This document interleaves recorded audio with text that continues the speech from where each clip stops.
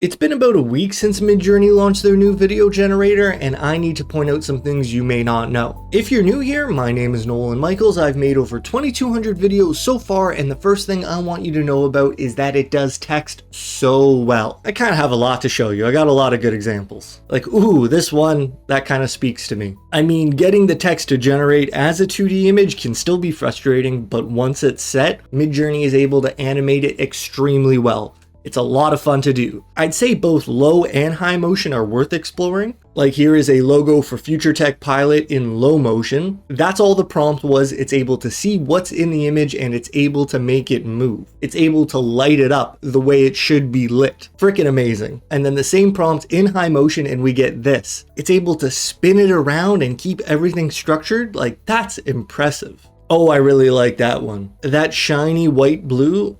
Amazing. I think that's pretty cool how the light is behind the text. Like, how does it know how to do that? I thought this one was cool. That little pulse of light, super fun to look at. Same thing here, how it's able to take the first letter of each word and make that go crazy. Like, come on. And then look at this. Look how it's able to take the outline of that graphic and sort of deform it and play with it into those different shapes. Even that is super cool. The second thing you should know about is that rerunning the same prompt more than once might get you what you're looking for. As in, you're going to get different results every time. Sure, that sounds a little frustrating, but let me just show you an example of what I'm talking about. Okay, here we have 3 different generations of the same prompt. It's a penguin version of Batman on motion low. Take a look at the bottom 4, take a look at the middle 4, and then take a look at the top 4. Based on the bottom, could you have predicted what you'd see in the middle or the top? I don't think so. Like, each generation is quite different. On the bottom, we get some zooming in. In the middle right, our penguin Batman spins around. And then on the top, he kind of just shows what's under his cape. He flaps his wings a little. I think that's fascinating. And even though it's going to be more expensive to explore this way, I just don't want you to judge Midjourney too much based on your first generation.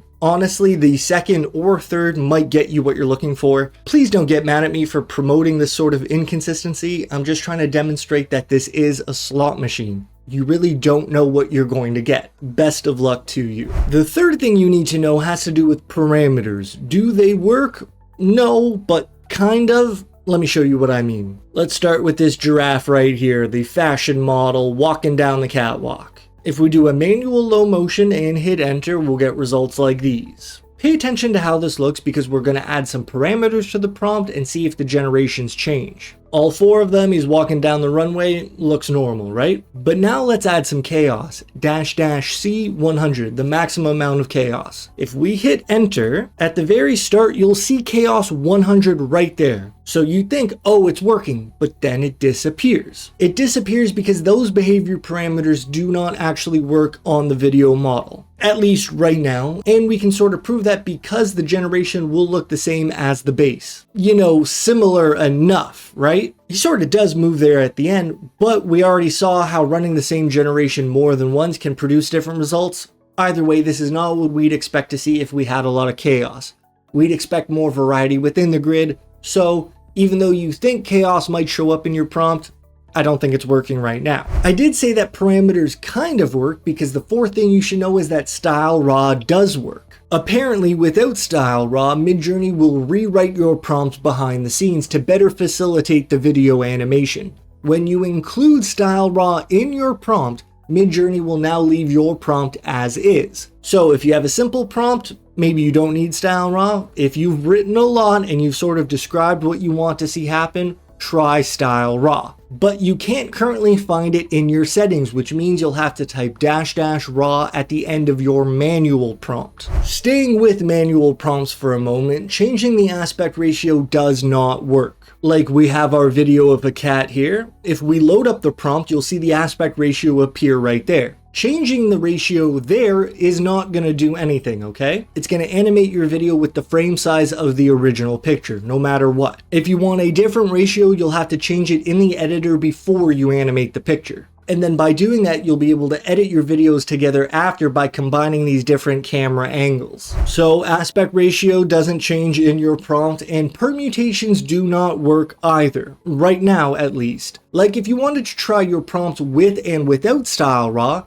Normally you could just write it like this: curly bracket, comma, dash dash raw, close curly bracket. But that does not work with the video model. One more quick thing about your settings. If you have a video loaded in the prompt bar, you can then click on settings and you'll see a few options. If you select motion high, then every time you hover over an image and click animate, it will run on high motion. I suggest leaving this on low and then typing dash dash motion high if you ever want it specifically. The next thing you should know is how to actually download your videos. Some people have been confused by this. When you right click on a video, you'll have a few different options. We can download for social, download raw video, or download as a GIF. That's pretty cool, but mainly you're going to be choosing between social and raw video. What is the difference? Well, not much, except that the Midjourney team noticed that when people were sharing their videos on social media, those other sites were compressing the quality too much. So they created a new sort of file for better sharing. That's download for social media. You can find these same options when you click on a video to expand it.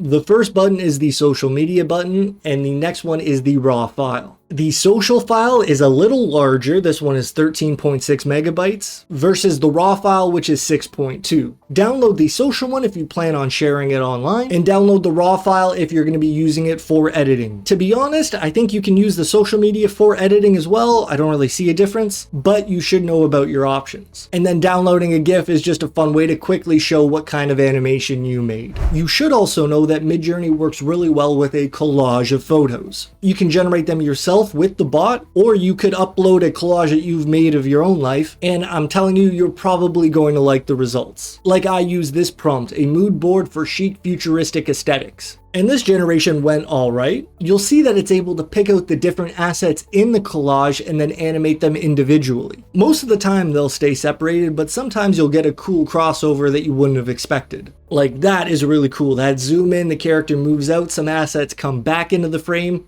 Like that's amazing. Same with this one, the frame expands, it goes behind her, it transforms, like super unique, super cool animation. I think you'd find a lot of ways to utilize this in your workflows. And then I have a quick warning about errors. I was getting errors for things that seemingly had nothing wrong with it. This happened a lot with Batman, so obviously it could be because of that, some sort of intellectual property error. I have no proof or confirmation of that, it's just a hunch. And the last thing that you should know is that if you're using a picture from real life and you want a lot of action in the scene, you have to describe it as much as you can. Sure, that might seem obvious, but I think it's good for me to just emphasize that right now. If you want something complicated to happen, write a complicated prompt. Like I kind of tried this in one of my previous videos. I tried to get my background to explode and then me to be scared of it. I didn't write that much in the prompt though, so I tried it again and I wrote, the background explodes into a giant fireball. Debris flies everywhere. Swirling chaotic background explosion. The bald man is really scared. This time Midjourney didn't give me any hair. And you can see that, like, you know, there is quite a lot going on. It sort of hit every beat that I wrote in the prompt. And if you want some more prompting tips, you should really check out this video now.